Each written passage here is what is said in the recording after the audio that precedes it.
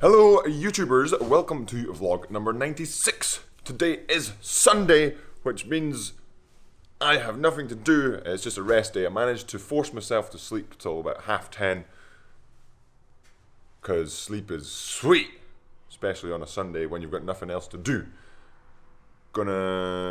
Lacking in smoothie ingredients, so gonna find them, gonna go do some food shopping, and there's a little dinnery thing for the chef at Leander Club because he's leaving this afternoon or evening as well. So that's my day. Let's see if we'll get up to anything else. Just had an exciting lunch of some tortellini and pesto. Now to do some laundry. Got a big pile of laundry.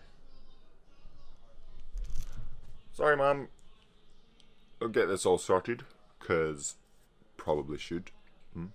Then maybe play some Fortnite today, see who's game, get the food shopping, and then who knows? Maybe I'll do some sort of erg thoughts related topic. We'll see. On to the next thing. And still in the house, I've been watching some YouTube videos, some vloggers, a little bit of Casey Neistat going on just now about flying his new drone for 368. Oh my goodness, flying the Inspire, that puts the Mavic and the Phantoms to shame. My goodness! But somebody commented on yesterday's video, which I'm going to discuss in today's vlog, over footage just from the past couple of weeks of training. The question was, do I prefer to train at Leander or Caversham in terms of atmosphere, equipment, etc.? And I had a smaller pile there, but I thought a lot of guys you're watching, you aspire to reach Caversham, you aspire to train at Leander, you want to see or you want to hear what it's like to do those things, so you can either maybe think about for you if that's a good thing to do, or maybe it's just a curiosity thing. So I'm going to discuss that, and I think it deserves a bit of some erg thoughts. So I'm going to take the rest of the video just to discuss what it's like between Caversham and Leander, and my thoughts on both. Let me know in the comments below what you think of this erg topics. So I'm just going to put some footage in, similar to what you've been seeing, just of me on the erg, see what I can get for Caversham, not Caversham, outside, inside, whatever erg footage I have, or training footage I have from the last 95 vlogs, 96 vlogs. Hope you enjoy today's thoughts topic for Sunday vlog time. Alright, let's get to it.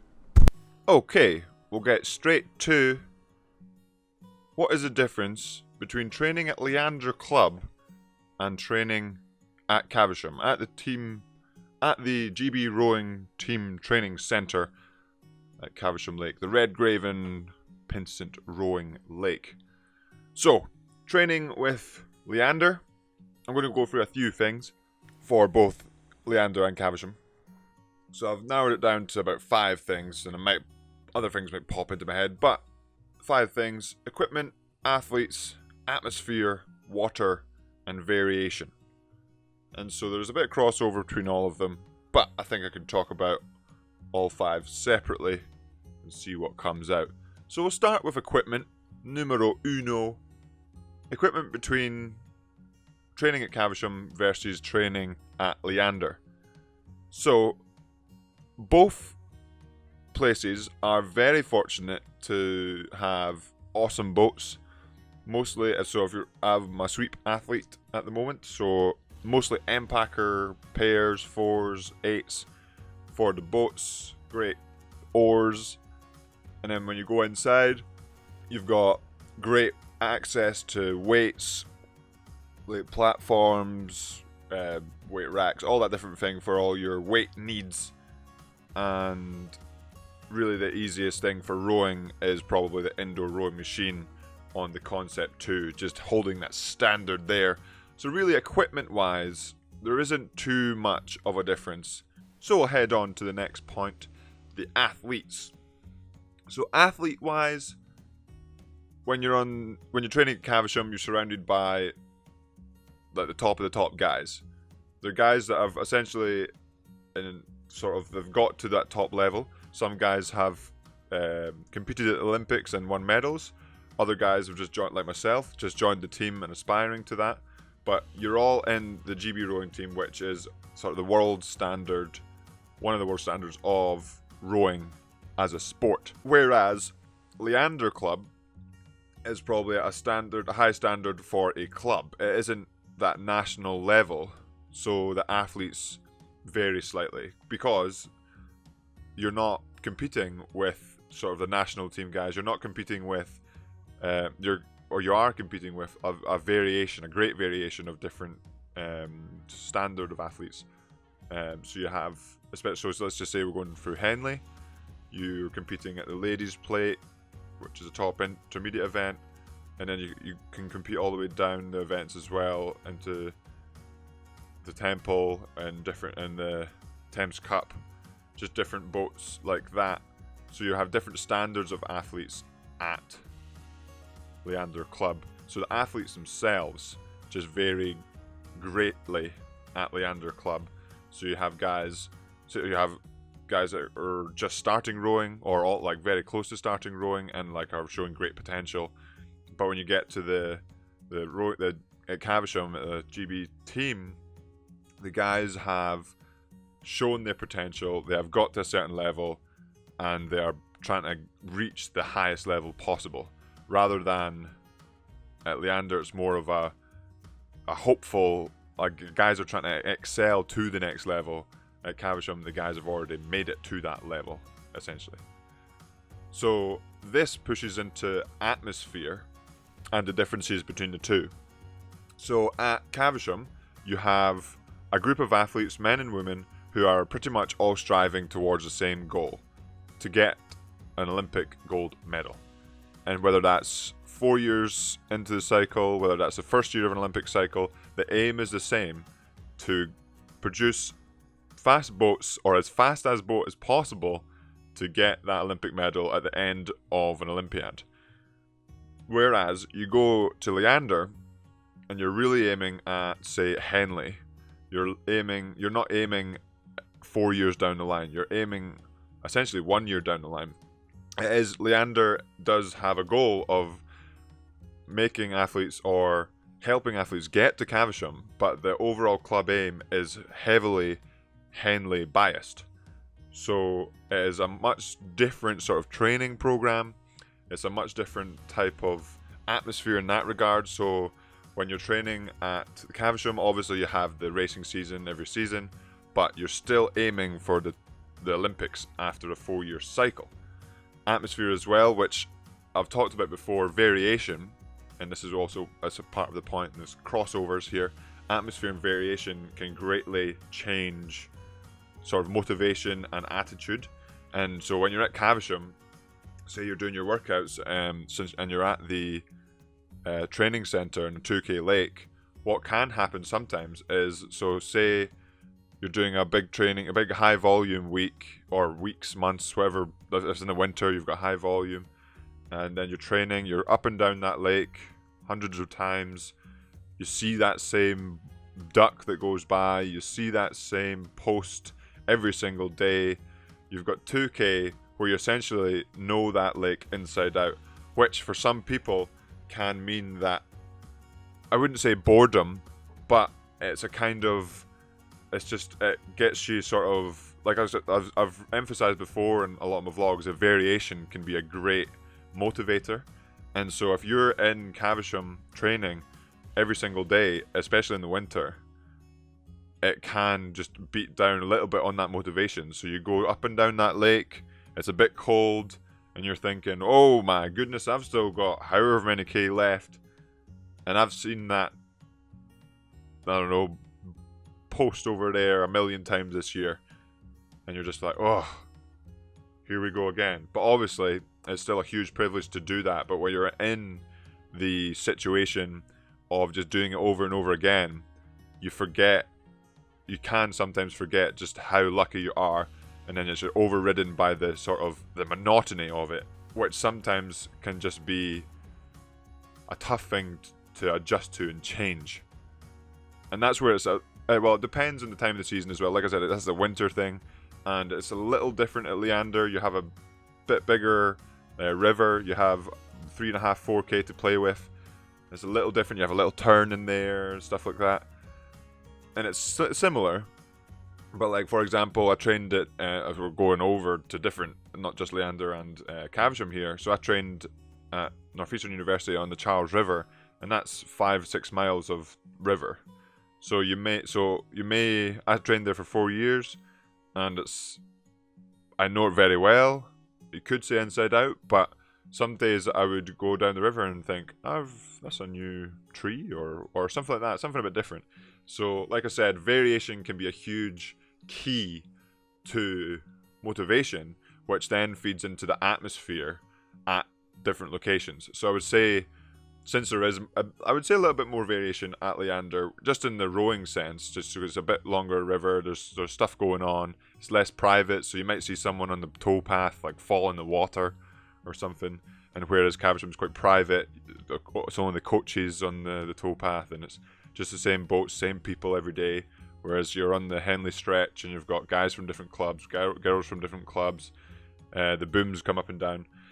Speaking of booms, coming into the seasons, like the winter training season versus racing season, there is a lot more variation for the team with all the camps that they do at Caversham. So you may spend a great deal of your time at Caversham in the winter, but then when it comes round to racing season, not only do you have the camps, like I've in my previous vlogs we've went to Portugal, South Africa, different locations, but you also in the racing season, obviously you have your World Cup 1, 2, 3, Henley, European Championships, World Championships. So that's 1, 2, 3, 4, 5. So we've got 6 different locations you're going to. Plus there's camps in there. So you're pretty much spending the summer really varying what you're doing, and which is a completely different thing to what you end up doing in the winter. And it's different to what you do at Leander, because you'll have a couple of training camps through the season, but then when you're done with Henley at Leander, like I said before, Henley is a huge part of what you're doing at Leander. That is essentially it for the season at Leander. And then you go on to do national team stuff and whatnot. But it's like a huge difference between the two locations, as well as, so if you're at Caversham in the winter versus at Caversham in the summer. And a huge part of that as well, just rowing in general in the winter can be just a bit like, like say you're on a tideway and it's 4 degrees out and you have to wear like 14 layers, it's slightly raining, but the water's also terrible, and you've got to go out in like a pair or 4, and it's not going well, and you have like, I don't know, 20k to row, and you just want to stop and just like shout. But again, sometimes you just have to stop and think what a privilege it is to get what you get to do day in, day out, whether at Leander or Caversham. But with anything, if you're doing it day in, day out, you can take things for granted. And I think that is a little bit what can happen at Caversham with the atmosphere and the variation. Since the variation is quite low, you can think this isn't so good.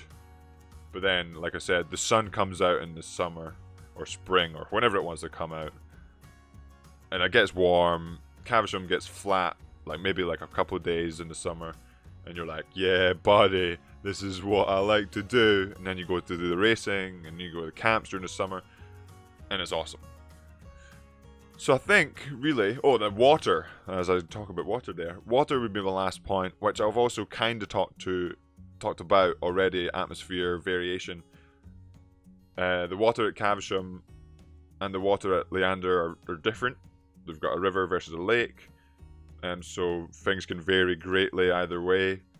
Obviously that can apply to anywhere you go, whether that's on a big river like at the Charles River, or you're in a canal at Edinburgh, or you're in a sea maybe, and obviously weather can affect it greatly. So water isn't so big of a point, but that is a big difference because you're on a lake at Caversham, again, which feeds into variation, just that 2k lake, versus at Leander you have that 3.5, 4k stretch of water, which again can change a little bit just due to being on a reasonably busy river, especially in the summertime.